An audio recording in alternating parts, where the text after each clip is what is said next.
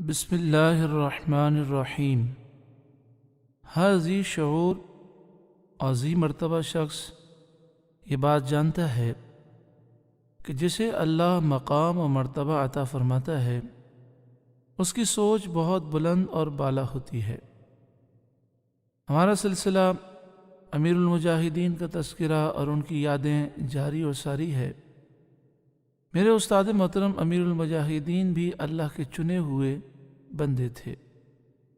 ایک مرتبہ استاد محترم مجھ سے فرمانے لگے، حدیث پاک میں ہے کہ نکاح کر لو تمہاری نگاہیں محفوظ ہو جائیں گی۔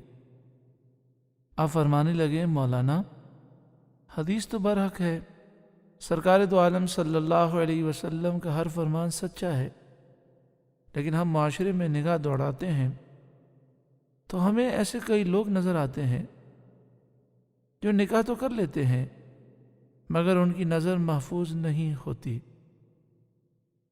چاہیے تو یہ تھا کہ نکاح ہو گیا تو نگاہیں محفوظ ہو جائیں، نگاہوں کی حفاظت ہونی چاہیے۔ ایسا کیوں ہوتا ہے؟ ہم ایسا کیوں دیکھتے ہیں کہ نکاح کے باوجود لوگ اپنی نگاہوں کی حفاظت نہیں کر پاتے؟ یہ تو آپ پہلے سن چکے ہیں کہ میرے استاد محترم خود اپنے بارے میں فرماتے ہیں کہ میرا حافظہ میرے رب کا کرم ہے کہ میں نے کبھی بد نگاہی نہیں کی۔ بہرحال استاد صاحب نے مجھ سے جب ارشاد فرمایا کیا وجہ ہے، تو میرے جیسے شخص کو ویسے ہی کچھ علم نہیں اور نہ ہی میں نے ایسی تشریحات پڑھی ہے، تو میں نے عرض کی کہ مجھے نہیں معلوم۔ تو حضرت نے خود ہی ارشاد فرمایا اور کچھ وجوہات بیان کی۔ وہ وجوہات کسی موقع پر انشاءاللہ عرض کی جائیں گی۔ آپ نے بڑے حسین انداز میں گفتگو فرمائی۔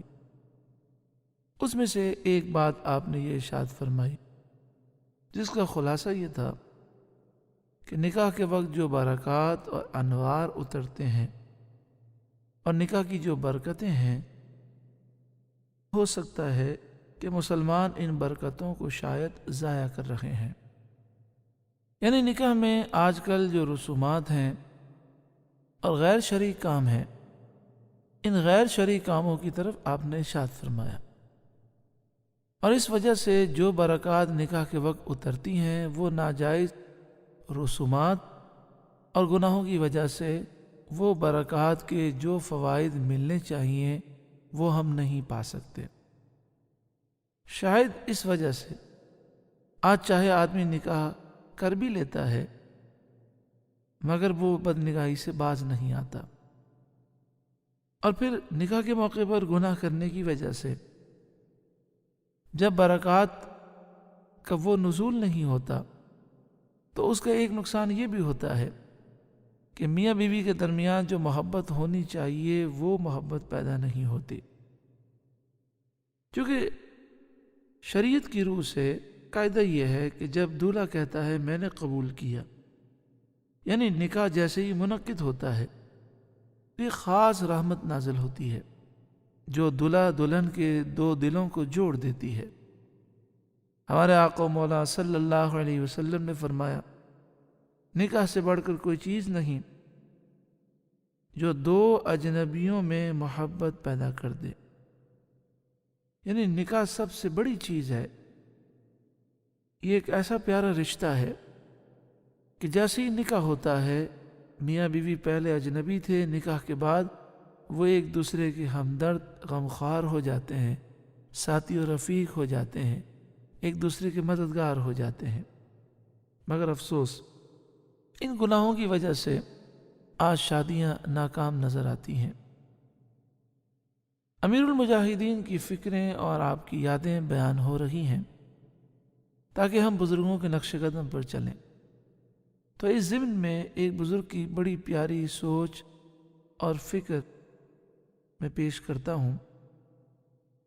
اللہ تعالی ہمیں عمل کی توفیق دے۔ انشاءاللہ تعالی اگلی کلپ میں وہ پیاری سوچ میں پیش کروں گا، لیکن سوچ بڑی پیاری ہے، فی زمانہ ہم اس پر عمل نہیں کر پاتے، اس پر میرا بھی عمل نہیں ہو سکتا، آپ کا بھی عمل نہ ہو، لیکن اللہ والوں کی سوچیں اتنی پیاری ہیں کہ ان کا ذکر ضرور ہونا چاہیے. انشاءاللہ تعالی اگلی کلپ میں ہم یہ سوچ انشاءاللہ سماعت کریں گے.